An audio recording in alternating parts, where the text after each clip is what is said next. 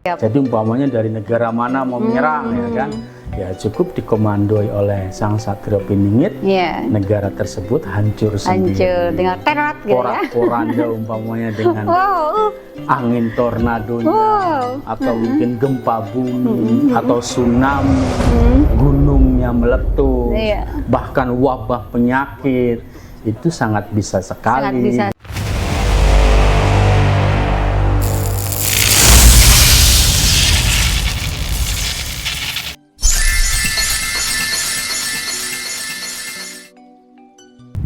Insun Rahayu Balaria Waluya Asma Pangestu Hibar Pangriksa. Salam, segala salam pemirsa. Jumpa lagi dengan saya Nyimas Dewi Larasati bersama narasumber kita, beliau Kang Raga. Sehat selalu Kang Raga? Puji mana? Puji mana, selalu sehat dan makin berbahagia. Tentu saja ya. Baik, Kang Prabu, pada kesempatan malam hari ini masih kita membahas mengenai Satrio Piningit ya. Siap. Karena memang pesona dari sang Satrio Piningit ini sangat luar biasa sekali dan sangat menarik untuk kita dalami. Iya. Begitu. Siap. Nah, pertanyaan yang pertama, Kang Prabu. Siap. Langsung saja ini ya.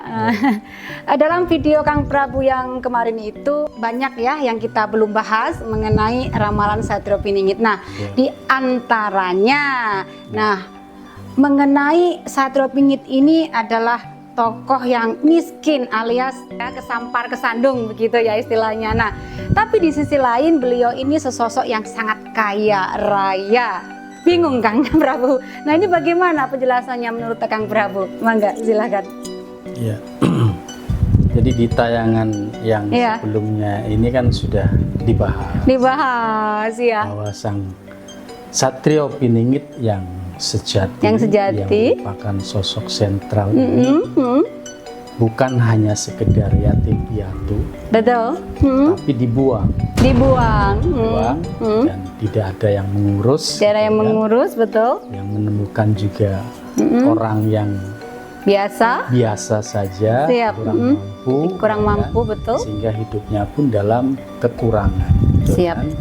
Bisa dikatakan miskin. Jadi kurang terurus, bahkan kemarin juga sudah disampaikan, bahkan yang mengurus ini juga binatang gitu. Binatang ikut mengurus ya. Ikut mengurus ya, karena memang ini ya bisa dibilang ini tokoh akhir zaman. Yang sebenarnya para batin, para binatang ini mengetahui persis kan gitu ya. Pasti. Apalagi para leluhur ya. Pasti. Nah, mereka paham. Tapi ya itu memang bagian dari proses pembentukan jati dirinya. Siap. Jadi dibentuk oleh alam, ya, termasuk di sini alam adalah binatang, gitu, betul, bagian dari alam, ikut membentuknya, gitu, kan. Ya, jadi kehidupannya miskin. Walaupun ya setelah mulai beranjak dewasa ini kan sebetulnya sudah banyak membantu masyarakat ya, bahkan tokoh-tokoh masyarakat ya di suatu daerah ini juga banyak yang ditolong oleh beliau ini, walaupun nggak menyadari ya. Banyak ditolong ya, baik dalam menyelesaikan berbagai permasalahan maupun dalam hal finansial. Itu betul-betul dibantu gitu kan. Tapi kan beliau sendiri memang oleh leluhurnya, oleh pengasuhnya, guru batinnya yaitu Satrio Palon itu memang dilarang untuk meminta imbalan gitu. Nah, namun seharusnya ya kan, walaupun ini tidak boleh meminta imbalan ya kan, ini yang ditolong ini seharusnya ya pengertian, tahu diri itu istilahnya ya. Lah, gitu kan. Ya apalagi ini kan tokoh masyarakat di suatu daerah gitu kan. Ya banyak itu yang ditolong oleh beliau yang seharusnya kalau mereka ini tahu diri, hidupnya sang Satrio Piningit ini tidak terlunta-lunta ya kan, tidak kesandung kesampar, tidak miskin, ya kan? Tapi ya karena ketidaktahu-dirian dari orang-orang yang ditolong ini, ya kemudian menjadikan sang Satrio Piningit ini hidupnya terlunta-lunta, kesandung kesampar. Oh begitu, siap-siap. Gitu kan? Oh iya. Ya itu tadi. Karena ketidaktahu-dirian, tapi ya itu memang bagian dari proses pembentukan jati dirinya, ya, proses pembentukan jati dirinya agar benar-benar menjadi berjiwa kesatria, ya, berjiwa kesatria, siap, menolong tanpa pamrih. Itu dalam definisi miskin dan kesandung kesampar seperti itu, ya. Nah, disebut sebagai tokoh yang kaya raya ya karena memang sang Satrio Piningit, sosok sentral ini memang betul-betul mengetahui keberadaan harta-harta karun, ya kan, maupun kekayaan-kekayaan alam, ya kan. Di sini ada emas, ada intan, ada berlian, itu tahu persis. Namun dia tidak mau mengambil untuk dirinya, gitu loh. Tidak mau mengambil untuk dirinya karena apa yang beliau ketahui, apa yang beliau ketahui memang ya untuk tujuan kemaslahatan bersama. Untuk mewujudkan kemakmuran bersama. Jadi bisa dibilang nggak berani untuk korupsi. Ya. Walaupun tahu persis gitu loh, ya. Siap. Di sini ada harta karun peninggalan leluhur, harta amanah, maupun berupa harta kekayaan yang masih perlu untuk diproses. Itu tahu persis keberadaannya. Ya. Bahkan dalam bentuk uang, ya kan, kan banyak ya uang-uang yang memang dicetak ganda. Ya, gitu. Banyak sekali. Ya, gudang-gudang uang, ya, gudang-gudang uang yang memang oleh orang-orang tertentu lah, ya, memang dicetak secara ganda. Bahkan bukan hanya ganda tapi berlipat-lipat. Ya. Itu disimpan di gudang-gudang tertentu. Disimpan di gudang-gudang tertentu. Beliau tahu persis. Gitu. Gitu. Ya maksudnya kaya raya itu. Gitu. Wow, ini malah lebih luas ya. Juga kaya ilmu. Ya, kaya ilmunya ini memang luar biasa. Sekali. Dari sono lah ya. Dari sananya, karena memang langsung dibimbing oleh guru batin, guru batin yang Sabdo Palon. Walaupun wujud lahirnya pasti ada. Ya, wujud lahirnya ada. Siap. Pasti beliau juga mengetahui ya. Jadi yang membimbing ini kan secara batin ya, secara gaib gitu loh ya. Tapi wujud sentralnya, wujud lahirnya tetap ada. Yang Sabdo Palon ini gitu. Siap. Wah, luar biasa. Itu seperti itu. Jadi begitu ya yang dimaksud. Kesandung kesampar, terus kaya raya, miskin. Wow. Ini menurut saya definisinya lebih luas, Prabu. Baik Kang Prabu. Nah, untuk selanjutnya di tayangan Kang Prabu yang kemarin itu juga menyampaikan bahwa Trisula itu bukan merupakan senjata, tapi ageman atau pedoman sang Satrio Piningit. Nah, dan juga disampaikan oleh Kang Prabu bahwa senjata beliau adalah sedulur papat Kalimo Pancer. Nah, itu bagaimana penjelasan lebih mendalamnya Kang Prabu? Iya, jadi Trisula Weda ya, ini kemarin sudah disampaikan. Jadi Trisula ini tiga sosok, tiga tokoh yang betul-betul menjadi satu pegangan beliau. Baik itu ucapannya, baik itu sifatnya, karakternya, tabiatnya, laku lampahnya, ini menjadi panutan. Ya, menjadi pegangan, menjadi pedoman dari sang Satrio Piningit ini, gitu loh, ya. Jadi Trisula Weda itu bukan senjata, ya, disebut sebagai pedoman ataupun ageman. Pegangan yang dipegang, ya, yang dipegang ini ya. Ini tadi sebagai sang bocah Angon, Imam Mahdi, dan Ratu Adil.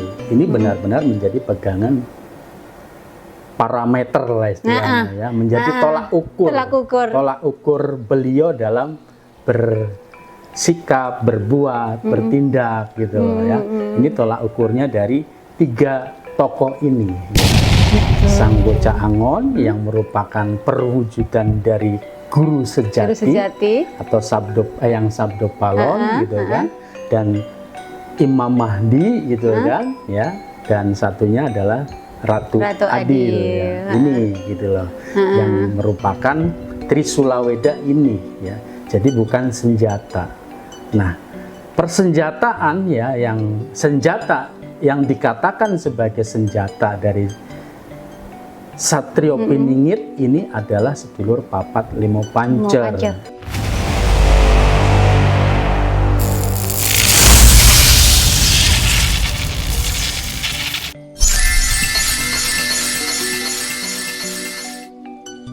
Yaitu nyawa ataupun energi ya, air, api, tanah, angin. Ini persenjataannya. Itu persenjataan. Iya. Jadi persenjataannya ini. Jadi saat ini beliau sosok Satrio Piningit ini sedang menyelaraskan dengan jurus-jurus Sah Bandar Karimadi untuk penyelarasan dengan inti air, ya, inti api, inti tanah, inti angin, dan inti nyawa. Nah, ini sebagai bekal juga, sebagai kekuatan. Ya, yang saat ini sudah di-on-kan oleh beliau gitu loh ya, sebagai persenjataan. Yang artinya di-on-kan di sini adalah pada saat ada orang yang berusaha untuk mencelakai. Ya kan? Atau berusaha untuk menyerang, maka inti air, inti api, inti tanah, inti angin, inti nyawa ini akan bekerja dengan sendirinya, secara otomatis gitu loh ya kan. Jadi orang yang mau mencelakai atau menyerang itu dengan sendirinya akan terhempas sebelum sampai ya, akan terhempas. Bahkan niat untuk menyerangnya ini menjadi batal. Menjadi gagal gitu loh. Jadi tidak jadi menyerang, malah justru akan jadi berbaik hati. Beliau, siap. Ya, seperti itu ya. Karena kan yang mau nyerang itu juga bagian dari unsur-unsur tadi, ya kan? Bagian dari unsur airnya, unsur apinya, unsur tanahnya, unsur anginnya, dan unsur nyawanya. Ya, kan? Ya, jadi pada saat mau menyerang ya nyawa-nyawa atau unsur-unsur yang ada di dalam dirinya ini nggak mau. Loh, itu tuanku kok mau diserang. Kurang gitu, ajar kan? gitu ya. Itu merupakan bentuk kekurang ajaran. Betul. Kata nyawa-nyawa yang ada di dalam dirinya gitu loh kan. Ya walaupun secara nafsunya, pikirannya berusaha keras untuk menyerang, akan terpental sendiri gitu loh. Itu persenjataannya. Begitupun pada saat digunakan untuk suatu negara ya, untuk membela negara lah, negara Indonesia umpamanya. Pada saat negara Indonesia ini mau diserang umpamanya oleh negara lain ya, maka sosok Satrio Piningit ini cukup dengan menekan tombol, mengumandai berarti ya, sebagai komando, sebagai sang avatar. Ya, kemarin itu kan juga sudah disebutkan. Ya kan? Jati diri manusia pada hakikatnya semuanya avatar. Ya kan? Cuma yang saat ini mempelajari kan sedikit. Termasuk di dalamnya yang sedikit itu sosok Satrio Piningit ini gitu loh ya kan, mendalami ilmu avatar tadi sebagai sang pengendali unsur air, unsur api, tanah, angin, dan energi gitu loh. Ya, luar biasa. Betul-betul akan dikendalikan. Benar-benar avatar sejati. Benar menjadi sang avatar sejati. Gitu. Jadi umpamanya dari negara mana mau menyerang ya kan, ya cukup dikomandoi oleh sang Satrio Piningit, negara tersebut hancur sendiri. Dengan terat gitu ya. Porak-poranda umpamanya dengan angin tornadonya, atau mungkin gempa bumi, atau tsunami, gunungnya meletus, bahkan wabah penyakit. Itu sangat bisa sekali gitu loh ya. Karena itu memang inti-inti dari alam ini gitu loh. Siap. Itu seperti itu senjatanya ya. Yang disebut dengan senjata sedulur papat kalimo pancer. Saat ini betul-betul sedang diselaraskan oleh Sang Satrio Piningit. Gitu loh, siap. Jadi paham kalau begitu ya pemirsa, yang dimaksud senjata Satrio Piningit sedulur papat kali mau pancer yang sudah beliau Kang Prabu sampaikan kepada pemirsa. Nah, baik, untuk selanjutnya nih Kang Prabu. Nah, di tayangan yang kemarin juga, Kang Prabu tuh menyampaikan bahwa Sang Satrio Piningit ya itu sangat patuh dengan ketiga sosok, yaitu Bocah Angon, Imah Mahdi, dan Ratu Adil. Lalu apa hubungannya Sang Satrio Piningit dengan ketiga tokoh tersebut, Kang Prabu? Barusan juga sudah disampaikan ya kan bahwa beliau ini muridnya Sabdopalon. Muridnya Sabdopalon, siap. Eyang Sabdopalon sendiri ya, ini ada wujud lahirnya, siap, gitu. Ya. Sementara selama ini ya, yang membimbing, yang mendidik, yang mengasuh Satrio Piningit dari sejak kecil ya kan, ini Eyang Sabdopalon gitu. Secara batin. Secara batin, secara gaib gitu kan, membimbingnya gitu loh. Nah, kemudian dipertemukan dengan sosok lahirnya gitu ya. Sosok lahirnya dari Eyang Sabdopalon atau Sang Bocah Angon gitu loh. Melalui seorang Ratu Adil ya kan, yang memang bertemu lebih dulu secara lahirnya dengan Satrio Piningit ya kan, kemudian dibimbing oleh Sang Imam Mahdi gitu loh ya. Jadi secara keilmuan ya memang ini satu ilmu, satu guru, satu guru. Oh gitu, ya. iya. Keilmuannya itu keilmuan Sah Bandar Karimadi gitu loh. Gurunya guru sejati Sang Bocah Angon gitu loh. Jadi ibaratnya seperguruan dengan Sang Imam Mahdi dan Sang Ratu Adil gitu loh. Berarti alam semesta mengaturnya itu sudah sangat luar biasa. Luar biasa. Memang ya hidup ini memang kan sudah ada yang mengatur dan mengendalikan. Ya. Siapa yang mengatur dan mengendalikan? Ya diantaranya orang tua kita, para leluhur. Siap. Para leluhur kita, ya leluhur terdahulu.